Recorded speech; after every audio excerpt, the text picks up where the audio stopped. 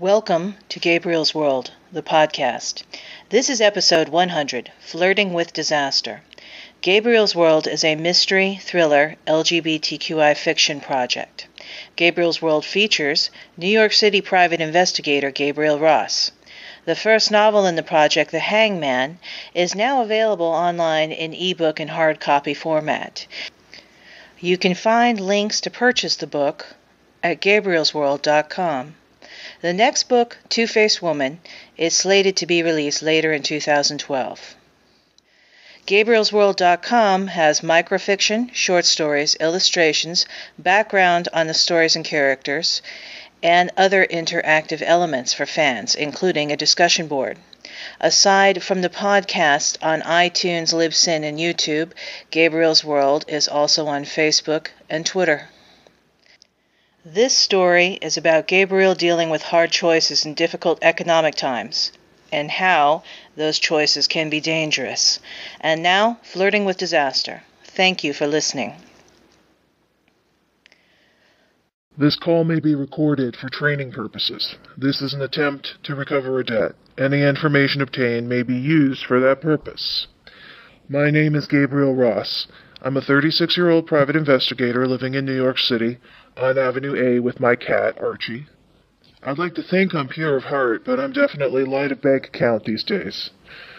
Lately, I have to hear that pre-recorded message a couple of times a week as I wait to speak to a customer service representative. Although I grew up poor, I haven't been in this situation since I started working.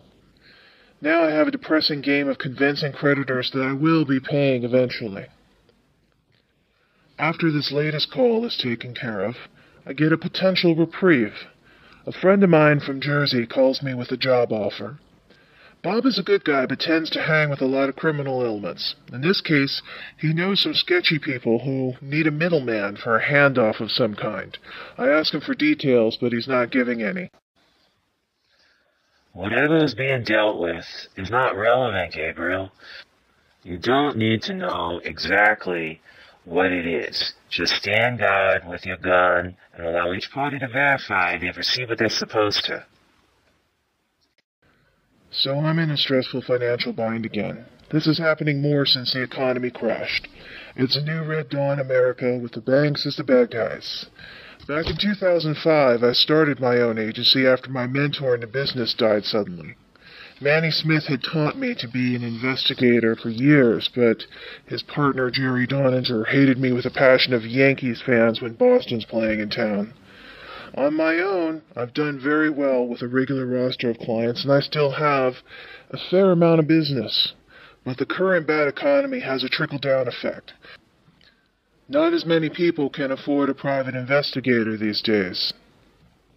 And the money I make has to go right back into the business to keep it going, and to keep it look like it's going well. Appearance counts. And I count on the fact that life will get better. Optimism doesn't cost anything, but it fights an internal battle with cynicism. Con Ed sends me a 10-day warning the week Bob makes me the handoff offer. At first I'm not interested, but then I remember I need electricity. So I call Bob back. Bob, why do they need a third person? The parties don't trust each other. They don't know you, so you're not likely to have been bought off. Couldn't they both decide just to kill me? Well, that would be bad for business. That's not going to happen. I sure as hell hope so. Does this handoff involve human beings in any way, a hooker or a baby? No, absolutely not. You know that I know that you know you'd never participate in that. They don't know your name. You could go in disguise if you really wanted to. All you'll be doing is watching them and keeping the peace. So, $5,000 for less than a half hour's work. All my immediate bills paid, buying good cat food, stocking up on the essentials in the apartment, maybe a book or two, my other vice besides smoking. The meeting is in a week.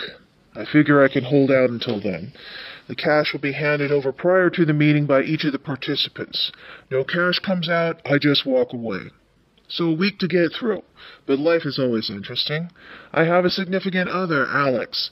He's Indian, British, fairly well off. He lives uptown in a condo on 86th Street and just received a promotion to editor at the New York Herald Standard, rival to the Times. Shortly after I give the go-ahead to Bob, Alex tells me he wants me to accompany him to some sort of high-class work-related function the very night of the meeting in Jersey. He's trying to make a good impression with his new bosses. To which I said, why bring me? But he doesn't see the humor in that. I have to decline, of course, and that makes him think I'm doing so out of spite, or maybe just to hang with my ex-boyfriend and current close friend Joel. He's figured out that Joel would like to revive our relationship. I suspect that Alex has called my best friend Danny Martinez to check on my story, but I don't keep Danny apprised of my time with Joel for good reason. Danny would soon have a sinkhole open, and Joel disappear inside, but that's a story for another time. Shortly after I decline Alex's invitation, I get a phone call from Danny. As usual, he gets right to the point. Why aren't you going with Alex to this thing? I feel a headache coming on. I should take these calls in the boxing gym to relieve the stress while I'm talking. How did you find out about this? Never mind. The answer is, I have a job. If you must know, I can't give it up. Danny knows what the situation is like. His mother is ill, and he's helping her out right now. His voice turns a little more sympathetic. Can I do anything, man? I can front you something. No, you can't. I can handle this. I know what you're worried about, and this is just what I need to do to get the scratch together. Alex isn't used to my downwardly mobile lifestyle yet. Alright. It's a shame you could have used the culture. That earns him some prime insults, but ultimately he's convinced of my sincerity and doesn't hassle me anymore. The next day I hear from Joel. He's a little younger than I, a very talented artist, but an indifferent self-promoter of his art. He doesn't care about making money, and in the past, what he had to do to get money thanks to his throwaway so-called parents. Our relationship suffered for that. But he's turned up in my life again and claims to be changing. I think he is, and he's always had a sixth sense about when I'm in trouble. That he can make worse sometimes by helping out. But when I think about it, having a backup isn't a bad idea. I'm not supposed to bring anyone to this meeting, but I know the area where it's taking place. I've scoped out the parking lot in the mall that serves as the exchange spot. I've found a good place Joel could hide and watch. Since I'll be carrying my Sig Sauer, he can carry my backup gun, a Glock. He's not licensed, but that doesn't bother him. A lifetime of living on the outskirts of society leaves him with little respect for unnecessary legal niceties. I tell Joel about the job, which I can't do with Alex. See, Alex isn't fond of my work, and because it's put me in danger before, he'd like me to find something else for a career. But this is who I am. It's what I do. It's how I help people.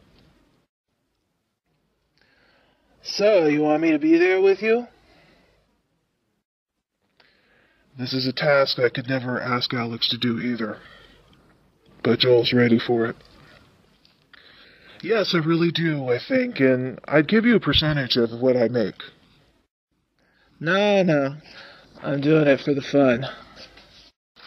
What he means is he knows I need every bit of that money. Alex leaves the issue alone for a couple of days, then broaches it again at breakfast, after he slept over. We always seem to have better sex the evening before he brings up a difficult topic. I start to wonder if it's worth it, although it's always worth it. Are you sure you can't make it? I'd really like to have you there with me. Babe, I gotta work. Believe me, I'd much rather be at a sophisticated party, but this is an obligation for me. He watches me carefully. As usual in the morning, he looks good with minimal effort, and I'm still scruffy and need to shave. Someone once said I look a little like Rob Thomas, but I don't know if Rob would be happy about that comparison. I sip my coffee while pretending I don't see him scrutinizing me. He tries again. You're saying there's no way you can change the day of your work? No, I can't. It's set. He turns that over in his mind. What is this job anyway? If you don't mind my asking. Sure. I'm dealing baccarat at the Mohegan Sun. He doesn't appreciate my smart-assedness. Setting his own cup down with a sharp rattle, he walks out the kitchen and leaves for work without saying goodbye. I suppose I shouldn't have been snarky, but I felt a little too much inquisitiveness in his tone, like I'm reporting to a probation officer. I don't like bad goodbyes or no goodbyes in this case, but I'm not going to explain or apologize for my work. Later that evening, I'm cleaning both guns and dry-firing them to make sure they work properly. I've turned off the phone. A couple of the bill situations have reached a point of robocalling where the creditor calls 20 times a day. I just can't deal with this right now, and I'm sick of hearing my phone ring. If I answer, I'm liable to start screaming obscenities. Alex comes over. He lets himself in. He has a key. But of course, he sees what he doesn't want to see, the indicia that this job is dangerous. In spite of this, he comes over to where I'm sitting on the floor with my guns and my tools and gets down to kiss me. He desperately wants to say something about what I'm doing, but doesn't. Instead, how about I get us dinner? Fine with me. He gets up and calls someplace to deliver. I slam the magazines back into the 6-hour and the Glock. The sound makes him jump. Everything goes back into my locked cases and then back into my office. When I come out, he's sitting on the sofa, hunched over with his hands clasped. Tell me the truth. Are those for the job you have to do? Yeah, it's a type of bodyguarding. Really? Why are you so reticent about it? You're not telling me everything. Don't try to pretend.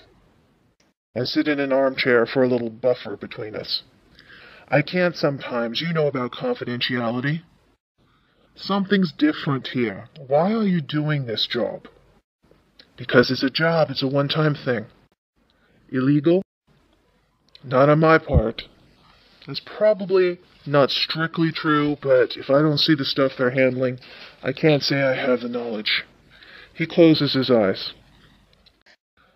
I know you have a certain amount of danger with your work at times. Some journalists do as well. I've worked in a war zone, but I always feel don't put yourself at risk if you don't have to, if the reason isn't worth it, if a better option exists. I have no answer to that. I light up a Camel, putting myself at risk when I don't have to. He sighs, watching me. Okay, listen. I'm guessing you're doing this for the money and not because you like me to worry, so I'm going to ask you a favor. Warning signs pop up all over the place for me. I sit back silently with a cigarette. Archie comes in the living room and sits like a sentinel, feeling the tension. He has a look on his face like, I'm so glad I'm not human. I hear you, brother. Sometimes I wish I wasn't. Back to Alex. Let me give you the money you need to get out of your current problems. It's a gift, no strings attached. I'm guessing you need a few thousand, and that's not a problem. It'll make both of us feel better. You can have a breather on the bills, and I don't have to wonder if someone's going to call me from a hospital or morgue to pick you up. He's right and wrong at the same time. I blow smoke toward the ceiling. My hackles rise internally, and I speak from emotion and logic. It's easy for you, isn't it? He frowns at my tone. What is? Money solves everything. It does help, but don't be idealistic about it. If you feel strongly enough that you want to pay it back, whatever. But I'm offering you a gift to get out of this bind. I'm suddenly angry. I don't even know why I'm angry at him. I'm angry more at myself. Maybe just at life, because hard times make you question every decision you've ever made. A poverty-stricken childhood left me with a real chip on my shoulder if anyone ever tried to put a few bucks in my pocket, because I know what kind of hoops you have to jump through when money's a cure-all. When Alex offers me money, and he's tried before, I see myself at 10 years old. My father, in a drunken rage, walks out of the house in one of the many army towns we lived in, and says over his shoulder to my mother, "You want money for food? Beg for it, bitch." When he'd come back days or weeks later, after my mother had made the rounds of charities or whatever she could scrounge, he'd literally throw money at her. In return for that, she'd lay off criticizing his incessant drinking and screwing around and kept me away from him so I wouldn't turn out like him. My childhood nostalgia is not fair to Alex. He's not my father. Different. He's a totally decent man from a different background who does not quite understand the effect that his offer has on me and how the idea of money as power and control has stayed with me. In society, the poor are exploited and scapegoated for all the ills in the world. I often feel society's a macrocosm version of my father saying to poor people, beg for it, bitch. While I'm not really poor now, I still feel solidarity in that camp because it brands you for life. On a personal level, I don't like implications of control. Danny's offer was different. We were teenagers in the Bronx together with very similar backgrounds. Alex has a proverbial heart of gold and a stubborn willingness to try to work out our relationship, but I see the free money dangled over my head as a trap. And what about next time? We take it one day at a time. This doesn't have to occur again. And maybe it will, and maybe it changes the nature of what's between you and me. Alex shakes his head. You're being a bit dramatic. That doesn't have to happen. You're right, it doesn't. It won't. We eat dinner with the matter unresolved. He sleeps over, but the intimacy is on hold. I don't hear from him for a couple of days except by email. The emails tell me I can still change my mind about his gift, but I don't. And now it's time for the job. Joel and I drive to New Jersey. He's trying to read my mind as usual. What's up? Other than making sure you don't get shot. Money issues. Why didn't you tell me, babe? I could help. You are helping. Well, not just that. This is something with Harry Potter, isn't it?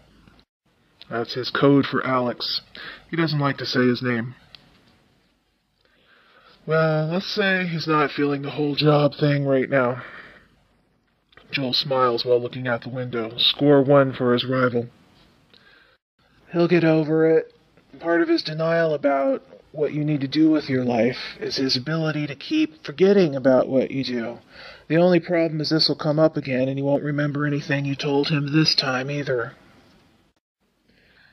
He has insight, but is prejudiced towards getting me to leave Alex. I have to clear my mind from that prospect because we're close to the parking lot now.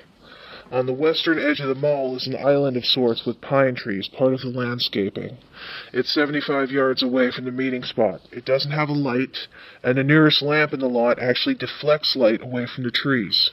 I have Joel wait there with a Glock and a pair of night vision binoculars. I leave the car a reasonable distance away and walk through a parking garage, approaching the site from a different angle. No one is there yet, so I can choose where I can face the copse of trees. My cell phone is off, but it has modified software that Joel installed on it, so now he can still hear what goes on. It's the same sort of thing intelligence and law enforcement agencies use. I look at the trees and joke to ease my tension. He can't smoke, since he'd be seen. So, if you're chewing gum over there, don't throw it in the street like a punk. Not long after, a couple of cars pull up. A man gets out of each car, and the cars drive off in opposite directions, as agreed. The two men approach me. They don't say anything. Instead, I speak. I'm the mediator. It's a code word. Now they nod. They're both in their 40s, one tall, one less so. The taller one has a beard and a long leather jacket, the other a suit. Each hands me an envelope. I check the amounts in them and then stuff them in the back of my jeans. I'm expected to have a gun, but they aren't. Each man takes off his jacket, lays it on the ground, raises their pants legs, and turn around to show they're not armed. Are they ready for this? The taller one has a faint Russian accent and carries a small valise. The other one nods. I'm prepared. He has a New Jersey accent and a suitcase on wheels. He pushes the suitcase a few feet in front of him and steps back. The Russian walks forward and takes the case. He sits on his heels to open the case away from me and look inside. He uses a pen light on what's ever in there. Some time is spent examining. The New Jersey guy watches. The Russian looks up. They are not all the same. New Jersey looks annoyed now. Exactly the same, no, but they do the job. In fact, it's better this way. Less attention if you use different types. I am not concerned about drawing attention. The Russian continues his examination. I hear a faint rustling of paper. My concern is why we must do this because of your delay, and now you have different material. The other man doesn't seem impressed. You have what you need. I have a reputation to keep, so I wouldn't give you a bad product. In any case, the delay is because of your propensity not to pay. Is that so? The Russian stands up. I could do that now, as well, if I wanted to. My men are watching. I give them a signal, and both of you are taken down. And then I see if I can move your material and keep my money. He looks at me sympathetically. I am sorry for that, but perhaps it's best, yes? He could be seconds away from making such a signal. I face off with him. No, I don't think it's best. You could do that, but you'd be dead yourself. He frowns for a moment and slowly smiles. The mediator has a man here as well. Very smart, but he will not save you from wherever he is. He looks around the lot. To draw him away from where Joel really is, I glance at the roof of the parking garage off to the left. He squints, but of course, unless his men are actually on that roof, he has no way of knowing. I keep my face calm. Whatever. If you're dead, you won't be able to enjoy your suitcase. The New Jersey man is frozen in place. Apparently he thought his customer here would adhere to the rules of the game in a world with no rules. I don't want him making sudden moves, so I make my tongue conciliatory to the Russian. Why don't you try the exchange this time and see what happens, just for the hell of it? The Russian smiles again. Maybe so. I like you and your attitude. You have guts. We see what happens, maybe I like this stuff and order more, and I can put aside the lie that I do not pay my debts. He zips up the suitcase and puts the valise in front of my feet. The other man hesitantly picks it up, backs a few feet, and opens the clasps. He rustles around and I see him mentally calculating. After a minute, he looks up and nods. Okay. The Russian smiles at me again. Do you mind if I smoke? I'd prefer not. It's bad for your health. I don't want him doing even small gestures that could be a signal. He knows, and I know, and he could do it anyway. My influence over him is tenuous at best. He basically goes along with me out of a whim, the random luck of not being where a tornado touches down. He knows I know that too. It's in his eyes. Mediator, take care. Bugs to boy. He turns to pick up his jacket, pulls a suitcase with him, heading across the lot. New Jersey is clutching his valise, sweating in the cool night. He eyes me as if I plan to cause him trouble next. I'm going now. I don't blame you. Have a nice night. His look says, "Are you insane?" Then he scuttles away. I wait a moment to see if anything funny will happen, really just to calm down inside, listening to cars, people in the distance. I turn on my phone and it rings a second later. What was the Russian guy saying? You think I know Russian? You know everything. Well, I happen to have heard the expression before. He said, God's with you. It could be literal, it could mean, if that's your choice. It could be I'm God's instrument, then. Well, in this case, it's true. Let's get the car. 15 minutes later, we're heading back to New York. No one is following us. And it's over. I can't believe this happened with no violence. The possibility was there, so close I can still feel the razor-thin decision the Russian made to walk away. I count the money again. Joel still refuses to take any. My payment is knowing you still rely on me. When I get back to my place, I have texts checking up on me from Alex. Joel is amused that I text him, everything's fine. The fallout can come later, if any. I'm afraid to let Alex give me anything. I'm afraid I could do it and give up and keep doing it until I've been paid out of a job, out of my life. I've already deposited the cash in my bank branch ATM. Thanks to online bill paying, the deposit begins to quickly be taken down bill by bill, but my internal pressure eases. Those guys, they were dealing some kind of bearer bonds. I could see that when he opened the case. He's flipping through my DVR recordings. He has no need to decompress for himself, but I know he's keeping an eye on me. I'd wonder if the bonds were stolen or forged, probably forged, but I'm not going to care. I'm just going to forget about it. Way to go, man of action. Just move on. You survived. Crime is always big business. Other people lose hope. Those who weren't counted for unemployment rates because they've given up trying. A whole subculture of people floating across the country like lost souls. Other subcultures of people struggling with part-time or contract work, unwilling to give up yet, but staggering under the weight of the utter disregard from the higher economic class and government. I suppose, because I'm willing to put my life at risk, I haven't given up yet either. My relief at having my bills under control leads me to spread the wealth, to fund a small loan on Kiva, to donate to a homeless shelter for LGBT youth, to sign a few petitions. It may not be much, but it's still taking a stand in the face of disaster. This has been Flirting with Disaster from Gabriel's World. Thank you for listening.